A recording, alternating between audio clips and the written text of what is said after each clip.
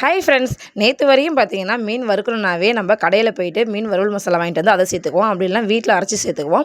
ஆனால் இன்றைக்கி வந்து நான் என்ன பண்ணேன், அந்த மாதிரி எதுவும் பண்ண வேணாம்னு சொல்லிட்டு வீட்டில் இருக்க பொருளை வச்சே நம்ம ட்ரை பண்ணி பார்க்கலான்னு சொல்லிட்டு நான் ட்ரை பண்ணி பார்த்தது தான். ஆனால் டேஸ்ட் வந்து அவ்வளோ சூப்பராக வந்திருந்தது. என்னென்னு பார்த்தீங்கன்னா, 1 கிலோ மீன் வாங்கிட்டு வந்து வச்சுருக்கோம். அதுக்கு வந்து வீட்டில் இருக்கிற குழம்பு மிளகாத்தூள் 1½ டீஸ்பூன் சேர்த்துக்கிட்டோம்.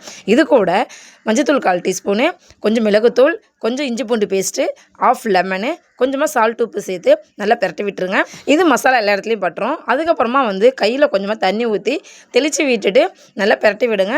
இந்த மசாலா சாந்து வந்து எல்லா மீன்லையும் படுற மாதிரி தடவி விட்டுருங்க. தடவி விட்டுட்டு 1 மணி நேரம் எடுத்து வச்சுருங்க.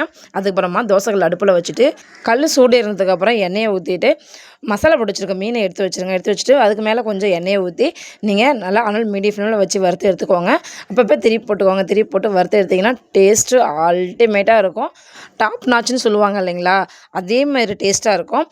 மசாலா உதிரவும் இல்லை, மீன் உடையும் இல்லை. அவ்வளோ சூப்பராக ரெடியாக வந்திருக்கு பார்த்தீங்களா, பார்க்கலே தெரியும் உங்களுக்கு. இதேமாதிரி நீங்களும் வீட்டில் ட்ரை பண்ணி பாருங்கள். டேஸ்ட்டு சூப்பராக இருக்கும். டாட்டா.